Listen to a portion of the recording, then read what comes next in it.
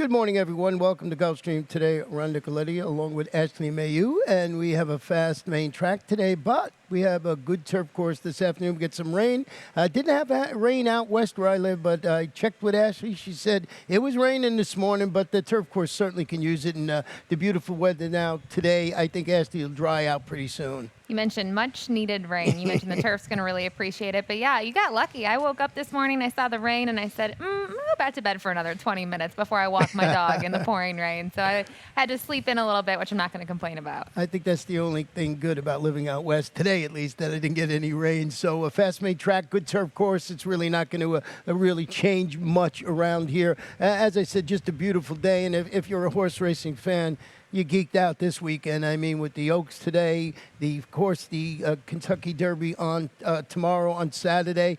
And we got great racing right here. And the Stronach 5 is back. Stronach 5 is back today. You see the first race is going to be at Pimlico. So be kind of looking for that 4:30. 4:34 is the first race. But I like Stronach 5 when it includes all of our tracks, Ron. Yeah, so we have leg B, race number 9 this afternoon, which is a tough one. I got a little bit of a long shot in there I'm going to use on my Stronach 5 ticket. So as I mentioned at the top, lots going on this afternoon throughout the day. A little later on, of course, if you're using the First Bet app, you could bet all those races from Churchill Downs, of course. But we got a really good card here. We got a couple of pick fives.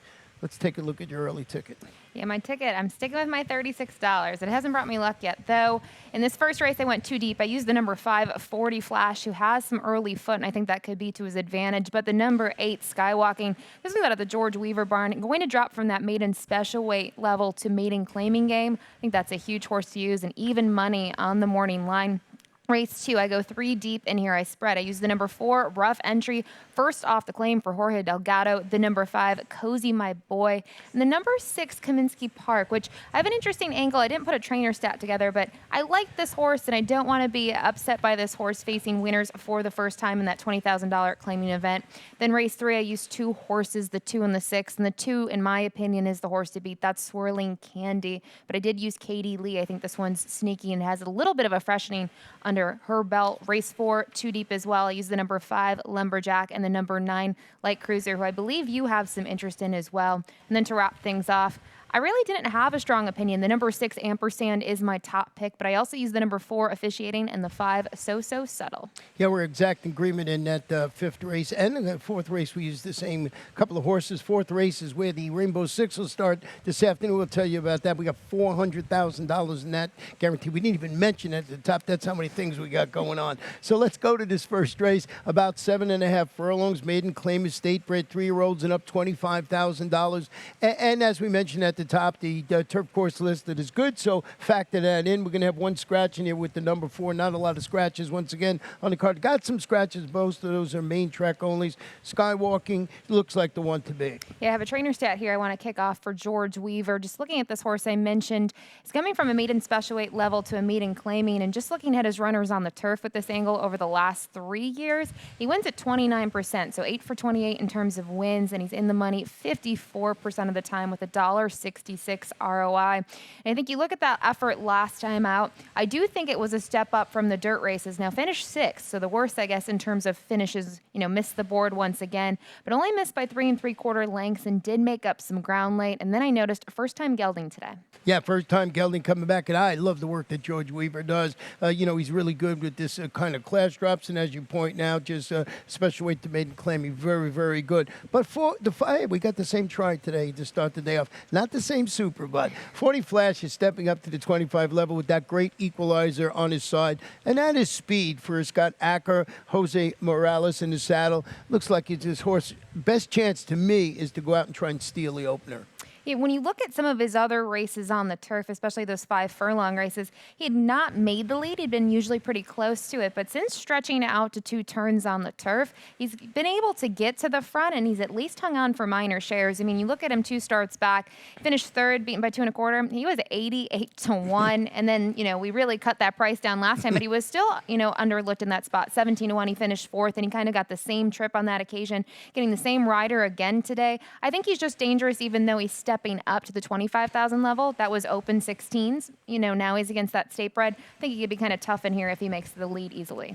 The number one political ride, I think, is just the late closing third at this level. A couple of starts back, drops, made that middle move. I think he's, he can be there to reap the spoils, especially if 40 Flash gets hooked by somebody and they go really fast early on. You mentioned that last race, it was a disappointing effort and he took more play than the prior two, but the prior two, he sat off of it more and he made ground up. And if you look at that race, two back, he finished third, beaten by length in the 3/4. He really didn't have any pace to run at whatsoever. They were kind of crawling around the racetrack. So you mentioned it's going to come down to pace and maybe he can get a little action early that will help him close in the stretch. Let's go to race number 2 this afternoon. 6 furlongs, claimers 3 and up, non-winners of 2 in life, 20 down to 16, 6 in the field. We both have the 4 rough entry and the 5 cozy, my boy. We're going to go back and show you the last race here. Rough entry is going to change barns today, and cozy, my boy. They're dueling together at the wire, and they just were at each other the whole way, and it looked like it was going to be a great performance. Still, they get hooked by that horse on the outside, Sir Khan, who's the 9-5 favorite that day. So I just thought these two actually ran two together, and you see this numerous times. They were doing all the dirty work, and the 5 comes and reaps the spoils. But they actually finished in a dead heat for second. It's tough to distinguish between them for a couple of reasons, but I went to rough entry too, just joining the barn of Jorge Delgado, and we talk about this almost every show. First off the claim, 31%, just such a hard stat to ignore, but it's interesting enough, you look at this field and it is non-winners of 2 lifetime. His win did not come here. It came at Gulfstream Park West, and he's, had a couple minor placings in second over the main track here, but you mentioned that last performance. It was a pretty big effort, and when you look at Cozy, my boy, he's one that's kind of always hitting underneath and not getting the win, which is why I think I elevated the 4 over the number 5, Cozy, my boy. Yeah, that's exactly what I did. So the 4 and 5 look like the logical 2 and now. Let's go to race number 3 this afternoon. 5 furlongs on the turf. Claimers, fillies, and mares. 3-year-olds and up with $16,000. Scratch the number 7 horse in here. And you, like me, I think the number 2 Swirling Candy, who's going to the Elizabeth Dobles barn. We're going to go back and show you this horse's last race before, for the previous connections. And just going to go to just show this horse driving to the finish last time out. Just thought it was a real good performance by the number 6 Swirling Candy. And the reason, if you look at the past performances in this race today, you'll see that the horses that were in this race, Aficionado, I'm praying for that, and Fight Risk are all going to try and change, reverse that previous outcome this afternoon. So Swirling Candy beat him last time. I think might beat him again. Beat him last time pretty nicely, too. It was kind of easy in the end. And I like that Edgar Zayas has ridden this horse the last 2 wins, strictly all of the starts in 2021 for this 4-year-old filly. I just think with her races, if you see when she's towards the front or just sitting in second, she's very tough. And looking at the other horses in the field, I don't think she's going to have a problem being towards the front of the race. But from here, Ron, we used all the other horses between the two of us, a little wide open after you look at that top pick. Yeah, you used Katie Lee in second. I can understand that. I just underneath it, why did you like? Gave her a little more than I did, a better look than I did. Put it that way. Well, she hasn't raced since late February, and you look at that effort, it really wasn't anything, but it was going a mile, so I kind of disregard that in some sense, knowing today we're cutting back to 5/8, and then I look at the 5/8 races. I just think she was facing tougher horses. I do think, the horse that we picked up on top in here is going to be very tough to beat, but I looked at some of her races. This year, she hasn't been to the same level that she was in 2020 when she picked up 3 wins. She won a third of the time, but for her, I think, too, a big thing I'm wondering is if her rider is going to send her more towards the front, because I think that could be key for her. Her best races have been towards the front end.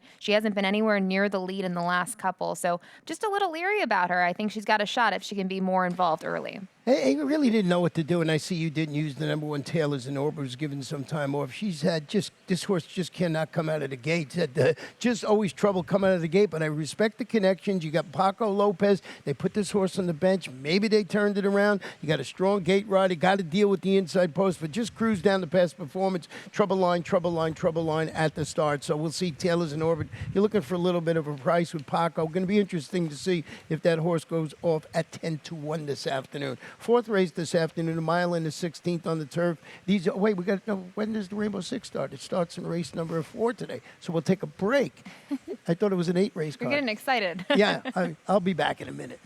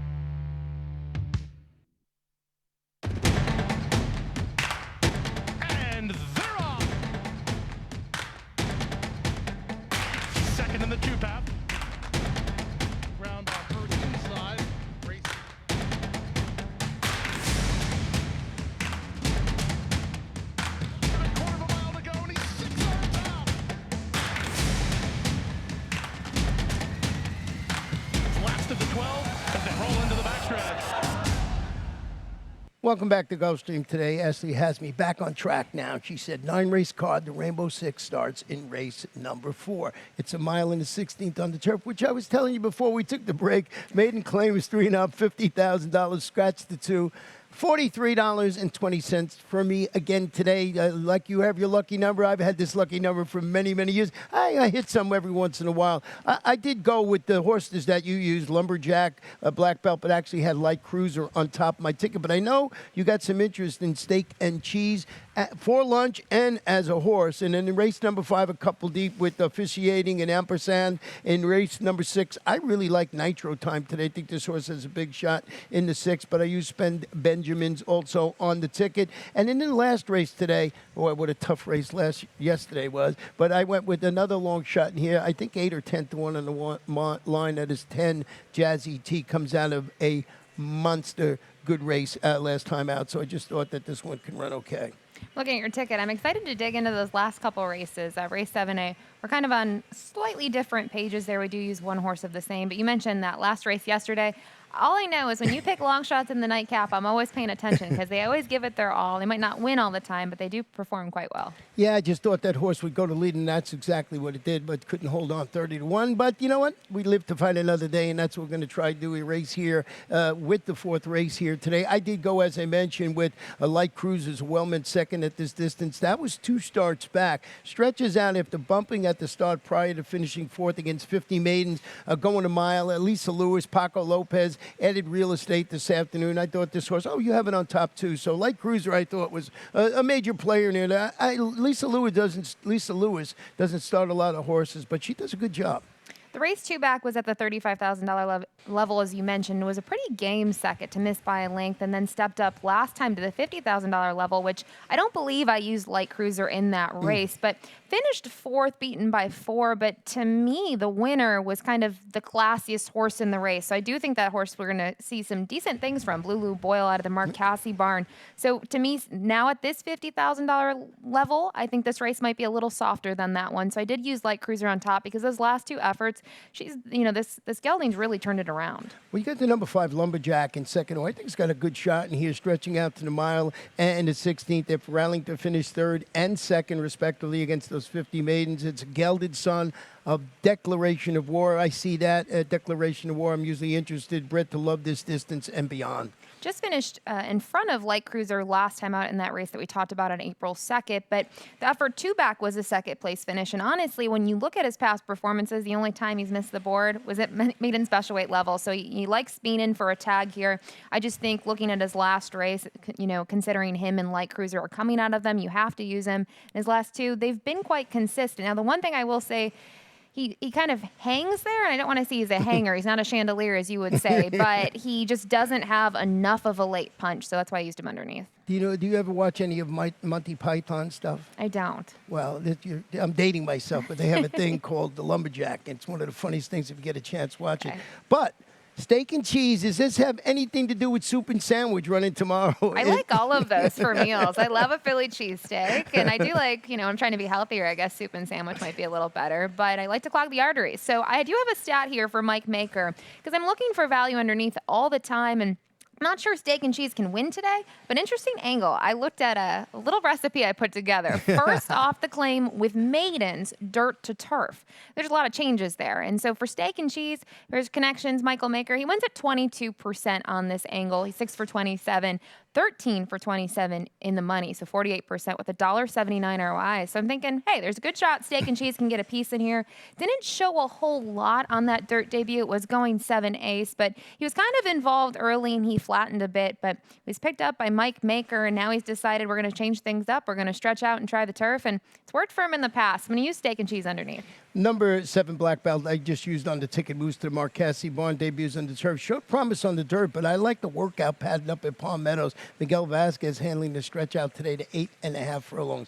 Race 5 this afternoon is where the late pick 5 kicks off, and this is a mile allowance, a state bred. These are 3-year-olds, and really hard to separate the 4 officiating and the number 6 ampersand. So we're going to go back and show you ampersand's last race, and this we're going to show from just the 8th pole home when ampersand 8-1 this day gets headed. But I like the fact that this was the number 1, fought back in this race, but wasn't strong enough to take down Hercules. I loved Hercules in that race. I thought he was pretty tough. But you look at Ampersand, he had a kind of change of tactics in that race. He's never been on the lead or battling it throughout, and he had to battle it at least the last half of that race. And just to get edged by a horse that was, I believe, 5-2, it was a pretty big performance. So you mentioned, it's hard to distinguish between them. I'm just thinking now, too, that was going a mile, right? It was his first time going a mile distance. Now it's going to be his second try. So I used him on top, but if there's one thing that I've learned when we flip-flop our exactas, I think you have a better strike rate than I do. Well, it's early on. Who knows? But officiating is returning to the main track under allowance conditions today after following his maiden score.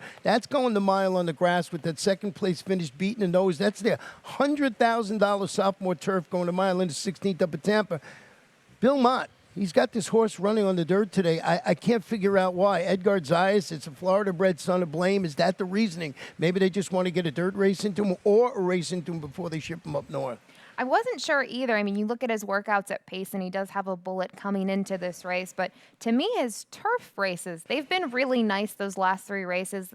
Just missed last time out behind Indy Line by a nose and, closed from off the pace a bit. His dirt races really didn't do that much for me. I mean, his best buyer is when he finished second, and he had a 67, and that was over the slop. So maybe they're thinking, the one-turn mile here on a fast main track. Maybe, like you said, they want to give him a shot on the dirt. But that's why I used him for second. The number 5, So Subtle, we both have some interest. As Wheeling back followed that, they took a big chance in the Grade 2 Fountain of Youth. He was third behind Ampersand last time out. Looks like a logical horse that you could throw somewhere on your ticket. They thought enough of this horse to give it a try in the Fountain of Youth. Did not work out so well. So let's go to race number 6 today. 5 furlongs on the turf. These are starter optional claimers, 3-year-olds, $35,000 or less. Scratch both main track onlys. This is where a late pick 4 starts. Interesting to see your ticket.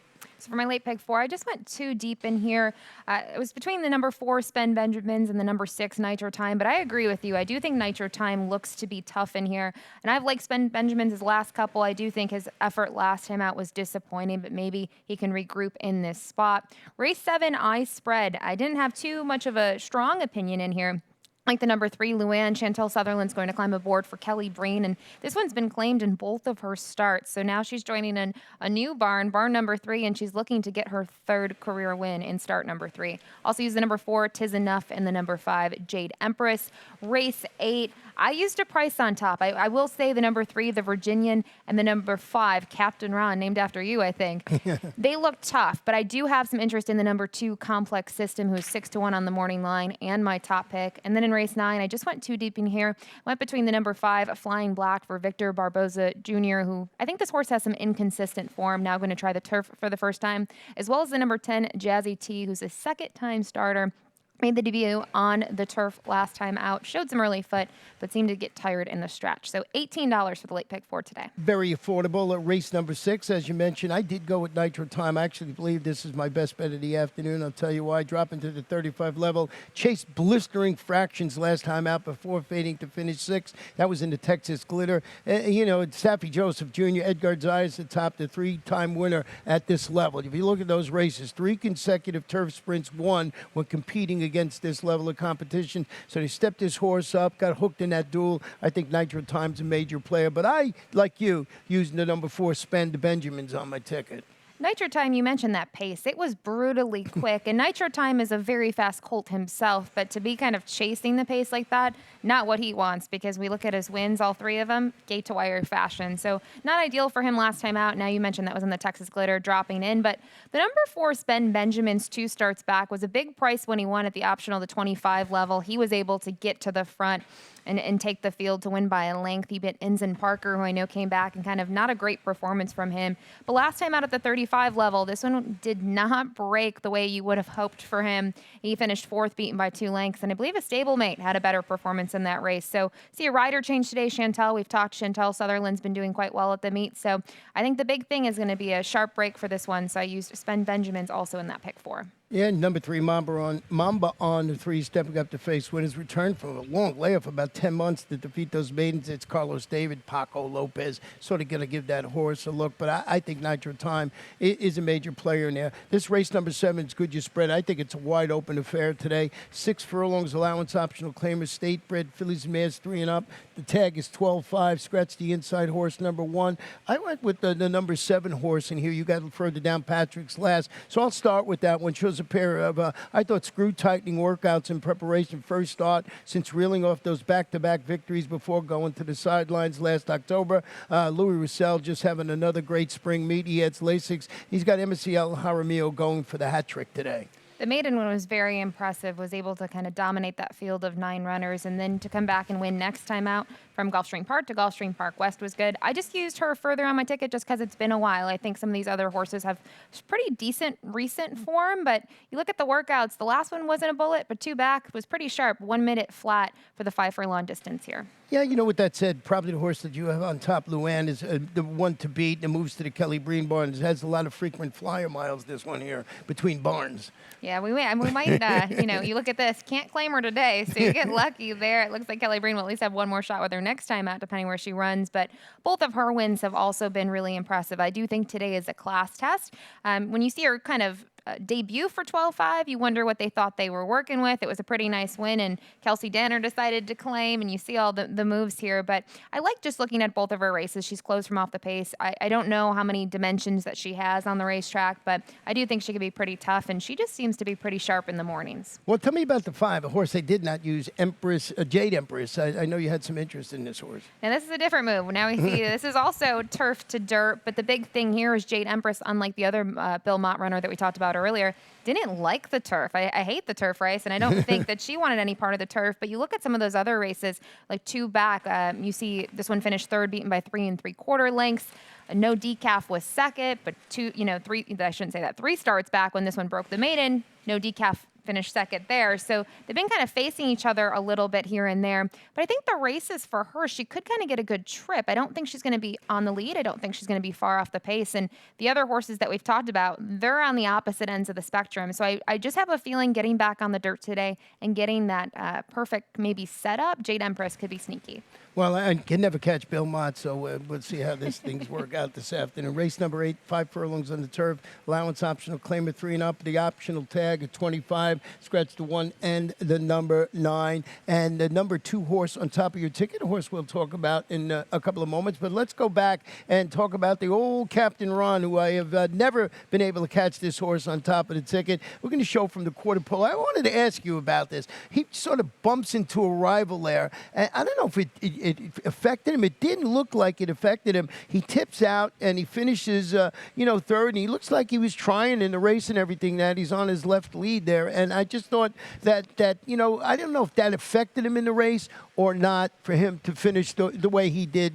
Just running okay. There you see the number 4 Captain Ron coming down the stretch. So I wanted to go back and show it. More curious than anything else.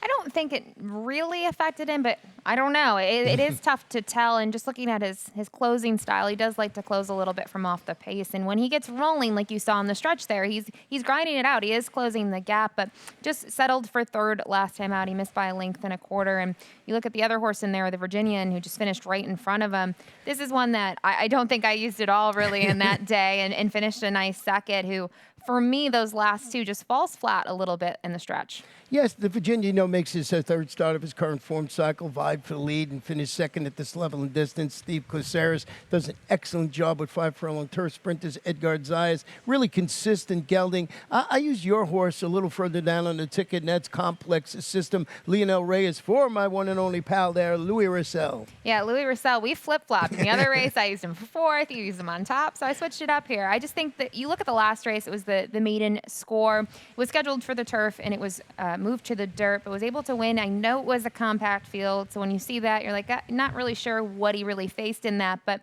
you look at those turf efforts in New York. I always look at turf races in New York, whether they're at Saratoga, for example, or even at Belmont. They can be really competitive, and to see this horse finish 2nd in both of them, the $40,000 level, and to see the barns that he's gone through, he seems like he's been a little bit of a hot commodity. So I'm excited to see him back on the turf, and I think those races in New York may they're good on paper, but I think they might even be better. So I went for a stand here, and I'm looking for a price. So 6-1 morning line. Yeah, and Louis Russell's a good guy to try and get a price with. We'll go to the last race today, about 7.5 furlongs on the turf. Maiden Claim is Phillies 3 and up, 12-5. Scratch the 12. Note that the number 13 will get in and run this afternoon. So ending the day with a full field of 12, and this race is our part of the Stronach 5 Leg B. So it was not an easy task, and I'm glad you have the 10 on your ticket, Jazzy T. Drops, turns back to 7.5, made the pace, faded her debut, going to mile into 16. Rohan Crichton, speed play for me. Speed play, and then you see Speed Rider climbing aboard. Have to like that combination. When I looked at the race, to be honest, there was a bunch of horses I wrote use, and then I tried to figure out the order from there, because I do think it's tough at this 12-5 level. You have horses trying the turf for the first time. You have first-time starters. You have a lot going on, but Jazzy T just could be kind of dangerous on the front end. Paco is notorious for getting horses to the lead, and he's a great speed rider, good gate rider as well. And, the works haven't been flashy since then, but you can see this is not a flashy worker by any means. And now just second time on the turf, you got to like that. And trainer Rohan Crichton, he's sort of a streaky guy. He actually was the leading trainer at the final Gulfstream Park West meeting. It was a little cool during the Gulfstream Park Championship meet. Seems to be lighting up again. So I always like when I see him, especially if you're getting a little bit of a price on the horse. But I can understand Flying Black, bred on both sides of the family tree to love the turf. Thought of not this time stretches out. Hit the board in 2 or 4 sprints against better on the main track. I like the pedigree. I mean, everything by not this time seems to run pretty well. And I've just been following this stallion. He's done a tremendous job. And my biggest concern with Flying Black, even though I used her on top, little inconsistent for him. Had a bad race at Gulfstream Park West on the debut, then had 2 decent efforts after that, one at the $16,000 level, and then the next one, the best finish was a second place finish against $25,000 maiden claimers. But last time out, something really went awry. You can see this horse just had problems at the start, was forwardly placed, and then was beaten by 26 lengths. So not sure what you do with that last race. Now going to try a new surface. Like they're getting a little bit of a weight break today. Gadiel Martinez is going to climb aboard. So I did use this one on top, and I think 6-1 on the morning line. I think this one's going to be bet down a little bit. I would think so. I didn't know what to do with the 2 you have in 4th. I have in 3rd. Signing bonuses back in the Dave Brownlee barn and returning locally after hitting the board in one of the 2 $16,000 turf routes up in Tampa. The horse is 0 for 24. So, this is a course that you use somewhere on the try or a super ticket, at least until they prove it can win. Right. I struggle when I see this, or I see when you're pushing 20 in that, you think she's had her fair share of chances. And for me, her last 2 races, they've been decent, and I think better than a lot of horses in here, but they've been at Tampa. And looking at her races here on the turf, she's 0 for 8 hitting the board. So I used her for a minor share in here, and that's all I could do. If she upsets me and she finishes second, then she upsets me. But so far, her record suggests just maybe 3rd or 4th. Yeah, 3rd or 4th, and they used Brody's Honor on the inside horse in your 3rd spot. They've tried to get this one on the turf 2 starts back, going a mile, and actually it was one of her better races as of recent. Finished 3rd, but was beaten by 7 lengths. The only thing that I noticed with her, she has some early foot as well. So I still think Jazzy T is probably going to the front, but Brody's Honor is going to have the inside draw. Does have some early foot if she can kind of replicate what we saw 2 starts back. So I did use her underneath. Well, that's how we see the 9-race card, but we're not done yet. We have a really exciting lightning round coming up right now, and we're going to start it off, of course, with the field for the $147,000, 400,000 running of the Oaks, the Kentucky Oaks. There's the field. You see there is a scratch in there today. There's going to be a scratch in there today a little later on. We'll talk about that. Avis Grace is going to come out of the race at 50-1. And there's our selections on the bottom. And I went with past the Champagne. I just thought maybe can beat Malahat. It was only right behind it last time out. And I really like the way past the Champagne ran well here, breaking maiden right at Gulfstream Park. Pretty nice maiden score, and then to take on stakes competition next time out in the Grade 1 Ashland and finish second behind the morning line favorite. I think that says a lot about her and her ability. We can see that we are very all over the place in this race. I have a little intrigue in the horse that I used right underneath below the morning line favorite, the number 3 Clairiere, who finished last time out second in the Fairground Oaks. I just think it was a pretty nice performance from her, and I think she can maybe step up on the stretch out in distance. And I got the Gulfstream Park Oaks winner in a third, and that's Crazy Beautiful. So a little bit of a homer action for me, and that is the number 4 horse. Another one that's 15-1 on the morning line. If I get 15-1 and past the Champagne, I'm heading to the ATM. And you might be getting yourself some champagne if that's the case as well. You'll have enough money to do that. But I think looking at the races, you can just see it is wide open. I mean, we haven't really talked about it. Travel Column, what has she really done wrong in her career? Not too much. She's 3 for 5 in her career, and last time out, she was the winner of the Fairground Oaks. But, I struggled from there. I see some of the horses that you use. They're at good prices. So definitely going to be watching the tote board around 5:30 when they're about 20 minutes to post. And as I mentioned, I said yesterday that Avis Grace was a big price on the morning line, 50-1, is going to scratch out of the race, according to the trainer, Robertito Diodoro. And there you see just a picture of her. So she'll be out. Just wanted to update you. I'm sure the races have already started, Churchill, and you know that. But what is exciting about this day, or what was exciting about yesterday,